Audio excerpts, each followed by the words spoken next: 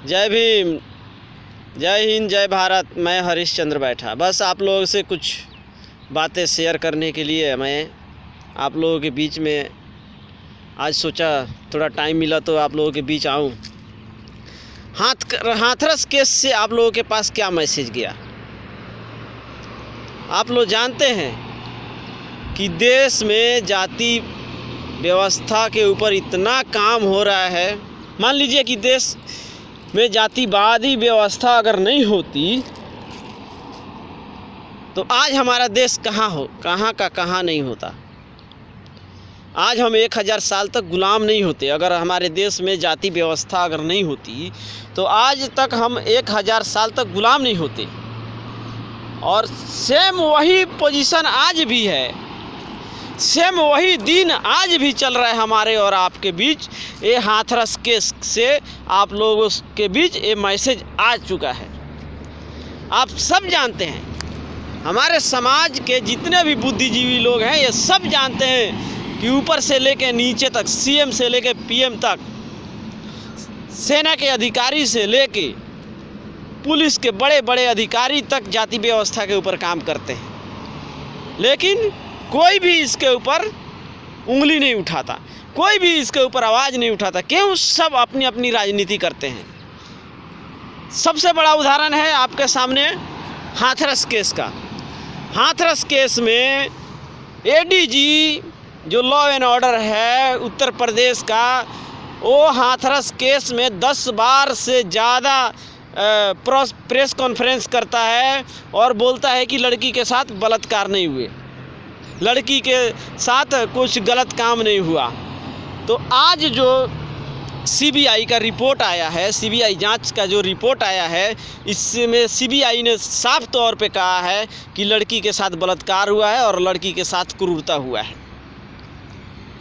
क्या कोई सवाल करेगा उस एडीजी से कि आप इतने बड़े संवैधानिक पद पे होते हुए इस तरह का बयान क्यों दे रहे थे? बार बार किसके दबाव में दे रहे थे आप इस तरह का बयान? क्या सीएम योगी उस एडीजी को बर्खास्त करेंगे? नहीं करेंगे। क्यों? क्योंकि ये सीएम योगी को भी मालूम है कि जिस तरह हम जाति व्यवस्था के ऊपर काम करते हैं उसी तरह हमारे अधिकारी भी जाति व्यवस्था के ऊपर काम करते हैं। आप लोगों को ये सर मालूम होना चाहिए कि जाति व्यवस्था के ऊपर अगर काम नहीं होता तो आज ये स्थिति इंडिया का नहीं होता। आज हमारा लोग बोलते हैं ना कि इंडिया में क्या नहीं है, सब चीज़ है इंडिया में, लेकिन भाईचारा नहीं है। क्या नहीं है? सब चीज़ है, लेकिन भाईचारा नहीं है इंडिया के अंदर। और इसका अंजाम आज से नहीं, हम हज़ारों साल से भुगतते आ रहे हैं। अरे बड़े बड़े योद्धा थे, बड़े बड़े राजा महाराजा थे, फिर 1000 साल तक गुलाम कैसे रहा इंडिया? सब सोचने वाली बात है। क्योंकि हम लोग भाईचारे के हिसाब से नहीं रहते, हम लोग जाति व्यवस्था के ऊपर बंट के रहते हैं। जाति व्यवस्था के ऊपर बंटे हुए लोग हम लोग हैं और इसका फ़ायदा हमारा दुश्मन उठाता है और उठाएगा और उठाते रहेगा।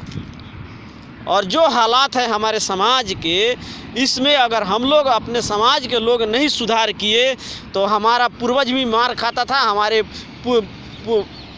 बहू बेटियों की इज्जत पहले भी लूटी जाती थी, आज भी लूटी जा रही है। क्यों? हम मूर्ख हैं, हम कमज़ोर हैं, हम मारना नहीं जानते, हम रोना जानते हैं सिर्फ। मैं आप लोग को इस वीडियो के माध्यम से कहना चाहता हूँ, अरे मरने के पहले कम से कम 4-5 को मार के मरो, ताकि वो तुम्हारे बच्चों के सामने 100 साल तक कोई नज़र उठा के नहीं देखेगा। वो भी डरेगा कि इसका बाप साला मरा था ना तो 10 को मार के मरा था। अरे मीडिया के सामने आके तुम लोग रोते हो, शर्म नहीं आती तुम लोगों को? अपने बहू बेटियों की इज्जत गंवा के, मार खा के फिर रोते हो मीडिया के सामने। अरे मारना सीखो, काटना सीखो, तब समाज में तुम्हें इज्जत मिलेगी। अगर जब तक तुम लोग मारना और काटना नहीं सीखोगे, इसी तरह तुम्हारे बहू बेटियों की इज्जतें लूटी जाएंगी। और न्याय का तो रास्ते हटा दो कि तुम्हारे लिए कहीं न्याय होगा। तुम्हारे लिए न्याय के रास्ते सब बंद कर दिए जाएंगे, क्योंकि जाति व्यवस्था। तुम खुद ये हाथरस केस से देखो, तुम्हें खुद हाथरस केस तुम्हारा सामने गवाह है। आज इंडिया का ये हालात है कि अगर कहीं मर्डर हो जाए, अगर कहीं किसी बच्ची का बलात्कार हो जाए और उसका क्रूरता के साथ मर्डर हो जाए, तो जब तक आप लोग रोडों के ऊपर आके जब तक प्रदर्शन नहीं करेंगे, रोडों के ऊपर आके हल्ला नहीं करेंगे, तब तक आपको न्याय नहीं मिलेगा। ये है इंडिया का सबसे बड़ा आज का जो सबसे बड़ा है वो कमज़ोर चीज़। मैं आप लोगों से निवेदन करता हूँ, आप लोगों से अपनी बातें शेयर करता हूँ कि आप लोग समाज के लिए, अगर कुछ लोग समाज के लिए अगर काम कर रहे हैं तो उनका साथ दीजिए, उनके साथ लड़िए, उनके साथ कंधे से कंधा मिला के चलिए और मार खाना छोड़िए, मारना सीखिए। तब ये समाज आपको स्वीकारेगी, तब ये समाज आपकी इज्जत करेगी। ये सारा सर जो आप लोगों के सामने हाथरस केस का जो डिसीजन है, आप लोग के सामने आ गया कि हाथरस केस में क्या हो रहा था, किस तरह से लोग दबाव बना रहे थे, किस तरह से लोग केस को दबाना चाह रहे थे। 4 जो अपराधी हैं वो अपराध करके निकल गया और अपराधी को बचाने के लिए उसके समाज के हज़ारों गुंडे सड़क पे आ गए, मारने और मरने के लिए तैयार हो गए। लेकिन मैं इस देश के जितने भी हमारे समाज के युवा काम कर रहे हैं उनको सैल्यूट करता हूँ, उनको बधाई देता हूँ कि उन्होंने बिना डरे धमके इस तरह का काम किया और आज हाथरस वाली मेरी बहन को आज न्याय मिला। उन अपराधियों को मौत की सज़ा हो, इससे भी उससे भी अगर कोई कठोर सज़ा हो उन कमीनों को दिया जाए, उन कमीनों को उनसे भी कठोर से कठोर सज़ा दिया जाए। मैं तो आप लोगों से यही अनुरोध करूंगा कि मारना सीखिए। अरे मरना तो है ही, आज मरे या कल मरे, किसी के भरोसे कोई नहीं आता। किसी के भरोसे आपका बच्चा पैदा नहीं हुआ, आपके भरोसे आपका बच्चा पैदा नहीं हुआ, वो अपने तकदीर से, अपने भाग्य से पैदा हुआ। आप लोग ये मत सोचिए कि हमारे भाग्य से हमारा बच्चा पैदा हुआ, हम मर जाएंगे तो हमारे बच्चे को कौन देखेगा।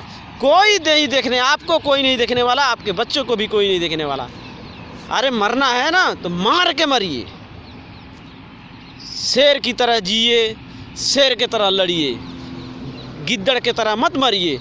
नहीं तो आज भी आपका, कल भी आपका जो समाज था वो डर के साए में जी रहा था, आज भी आप लोग डर के साए में जी रहे हैं और आपका आने वाला कल भी डर के साए में जी रहा है। अरे जीना है तो शेर की तरह जियो, शेर की तरह लड़ो और शेर की तरह मर जाओ। यही मेरा आप लोगों से अनुरोध है। जय भीम, जय भारत, जय संविधान।